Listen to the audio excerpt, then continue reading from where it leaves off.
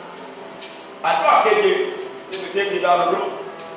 Olúwa ní ìparí ọdún yìí má jẹ́ tó kúkú ṣe ìsọjí lórí ìrìn àti ilé. Olúwa ní ìparí ọdún yìí o má jẹ́ kí òkùnkùn ṣe ìsọjí lórí ìrìn àti ilé. Àwọn àdúrà yìí rè wọ́n á máa gbà títí a ti máa wọnú ọdún tuntun. Mo wá ń gbà á fún ọ jẹ́ kábí rẹ̀ pé níye. Àwọn tí ó di ọ lọ́wọ́ ìtẹ̀síwájú ní ọdún 2025 Olúwa yóò gba ẹ̀mí wọn kó tó di ọ̀la.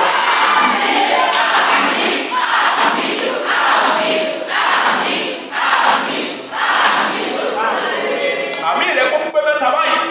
Ìdájọ́ àwọn ìka ilé bàbá rẹ̀ àti ilé rẹ̀ yìí àná ọ̀rẹ́ lórí rẹ̀ lórí àwọn ọmọ lọ́sọ̀ọ́dún yìí lórúkọ Jésù ọgbà fi ọwọ́ agbára yìí dáná. Àwọn ìbànújẹ́ ọ̀pọ̀ ọdún lórúkọ Jésù àwọn òní mú nínú ẹ̀.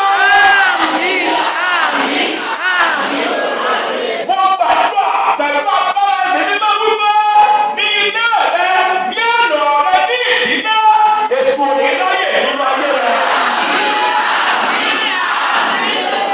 Àkójọ àwọn tó kórìíra rẹ̀ nítorí ìrẹ́ àná ọmọ àti ilé lórúkọ Jésù mo ní kó kú wá.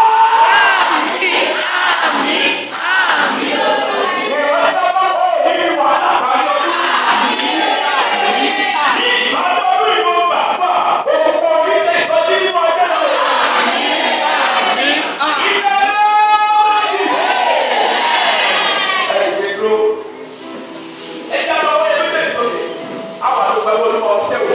Àwọn ẹ̀rí tẹ̀lé rí gbà lọ́dọ̀ yìí oníkálukú lórí ìdí ẹ̀fà èmi náà fi tẹ̀lé gbà tó bá lọ́wọ́ ọlọ́run tó bá lọ́wọ́ ọlọ́run oníkálukú lọ tọ́jú olúwa bí mo ní ẹ̀gbẹ́ ìdí pamọ́ Olúwa mo dúpẹ́ Olúwa mo dúpẹ́ Olúwa mo dúpẹ́ Olúwa mo dúpẹ́.